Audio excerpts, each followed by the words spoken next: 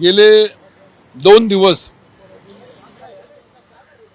माझ्या मतदारसंघातल्या राजापूर तालुक्यातल्या कार्यकारिणीशी, राजापूर तालुक्यातल्या आमच्या सर्व पदाधिकाऱ्यांशी चर्चा झाली, त्यांच्या भावना समजून घेतल्या.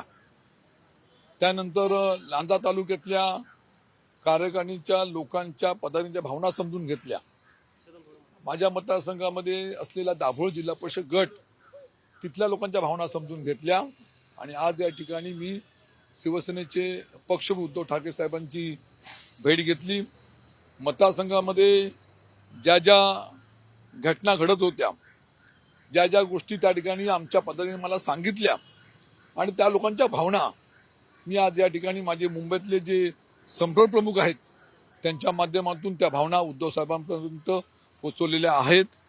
उद्धव साहेबांनी त्या आमच्या असलेल्या सर्व मतदारसंघातल्या पराभवाला काढून असलेल्या घटना ऐकून घेतल्या आणि त्या बाबतीमध्ये नक्कीच उद्धव साहेबांकडे भावना ऐकून घेतल्यानंतर ते योग्य ते निर्णय घेतील अशा तऱ्हेच्या माझ्या अपेक्षा. तुम्ही नाराज आहात असं म्हटलं गेलं, खरंच ती नाराजी दूर झाली का? मी काय म्हटलं की 2006 साली झालेला पराभव पोटनिवडणुकीचा आणि 2024 सालचा झालेला आत्ताचा पराभव, त्या पराभवामध्ये खूप फरक आहे आणि म्हणून 2024चा झालेला पराभवाबाबतीमध्ये ज्या भावना होत्या त्या भावना मला स्वतःला समजल्या, लोकांनी मला सांगितल्या आणि त्या पराभवाला कारणीभूत ज्या घटनाक्रम आहेत त्याबद्दल नक्कीच मी नाराज होतो, नाराज आहे आणि त्या नाराज असलेल्या भावना मी उद्धव साहेबांपर्यंत पोहोचवल्या. जी माहिती मिळते, तुम्ही ज्या कार्यकर्त्यांच्या भावना जाणून घेतल्यात, कार्यकर्त्यांचं असं म्हणणं आहे की आता पक्ष बदलला पाहिजे, भाजपमध्ये गेलं पाहिजे, पक्ष बदलाचे संकेत त्या पदाधिकाऱ्यांच्या भावना असतील, त्यांनी त्यांची मतं मांडली असतील आणि ह्या सर्वांच्या माहितीचा सारांश आणि संपूर्ण घटनाक्रम मी शिवसेना पक्षप्रमुखांकडे मांडलेले आहेत.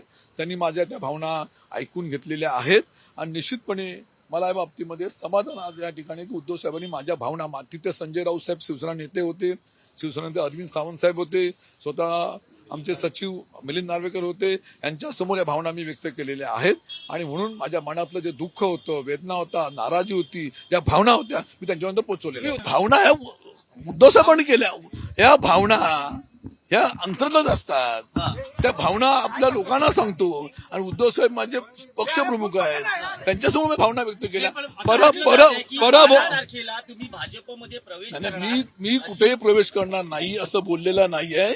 मीडियावरती समजतंय 12 तारखेला प्रवेश करणार, तसं कुठेही नाही, लक्षात असं कुठेही नाही. तुम्ही कुठल्याही परिस्थितीत उद्धव ठाकरेंची साथ सोडणार नाही मी काय सांगितलं, माझ्या भावना त्यांच्यावर मी पोहोचवल्या.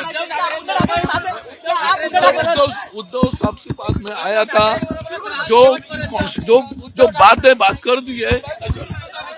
हो,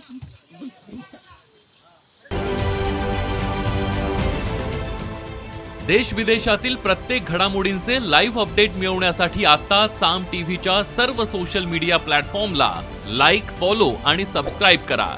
तसंच सर्व नोटिफिकेशनसाठी बेल आयकॉन प्रेस करायला विसरू नका.